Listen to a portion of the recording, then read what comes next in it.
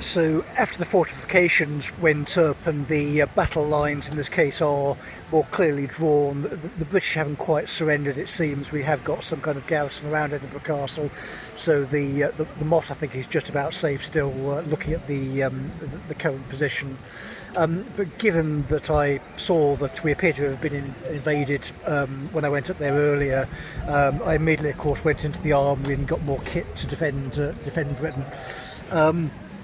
So when I went into the shop, the woman did sort of say that I looked like a man on a mission, and of course I am. So I did have to explain to her the concept, not to her, I mean she's an expert of course, but explain that people in Birmingham may not understand the concept of a drop pod. So the idea is that a large metal-shaped object hurtles from the sky, slams into the ground, and some very, very large, very well-armed men come out of it, start pointing guns around and trying to reassert order. So in the Necromunda campaign we've discussed, the Imperial Fists go into Necromunda to restore order at some point. I think perhaps even Games Workshop worked out that the plot of that thing was so ridiculous after so many years that eventually the police have to turn up at some point, don't they? So that's the current position. But the woman in the shop will know things are getting serious when they actually go and buy a copy of Necromunda, because we're actually going to need to discuss actual gang warfare in Birmingham, because that's actually what is happening at the moment. If I'm being locked out of meetings digitally, then that means these people are going to lock me out physically when they've been caught, aren't they?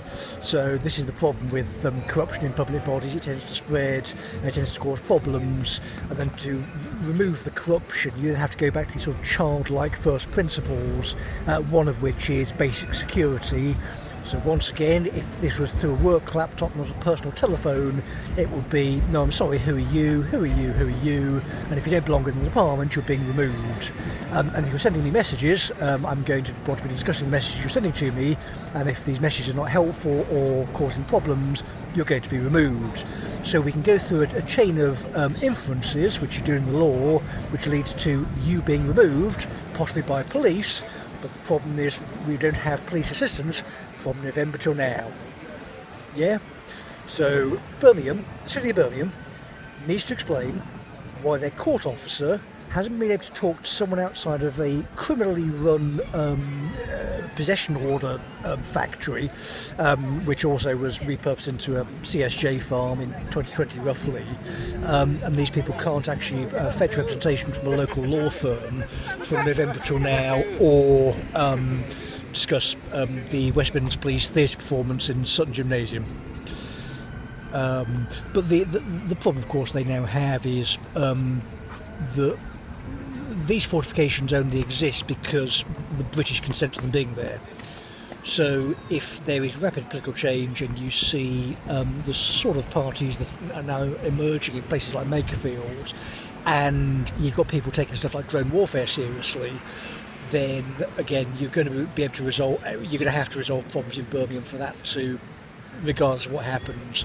So this is outside the realm of electoral politics regardless of the outcome. But if anyone reckons we're making it to 29 without a general election, I don't know what planet they live on. So it's really just a case of going hard as fast as we can between now and whenever that takes place, because the duration of the Starmer government is clearly, we're talking it can't be much longer. He's going to be hauled out by the police and the security services at some point.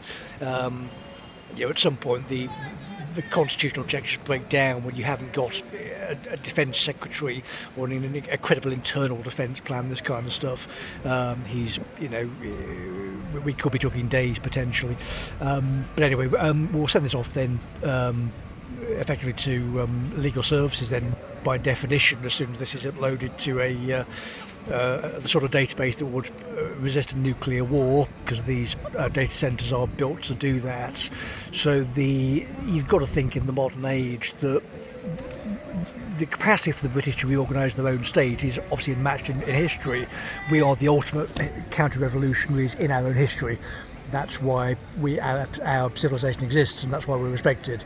So if the British have suddenly worked out that, oh right, we don't actually have territorial sovereignty and we're an island, then that's going to be very easy to fix, isn't it? I mean, you don't actually have to think particularly tactically to realise that Edinburgh is probably going to be defensible for any remaining Irish in in Birmingham that remains. I've spoken to a couple of those guys on the streets. But if you want to, withdraw to the lungs of the country and breathe out, the current problem can be turned around quite quickly and again humanely and relatively peacefully.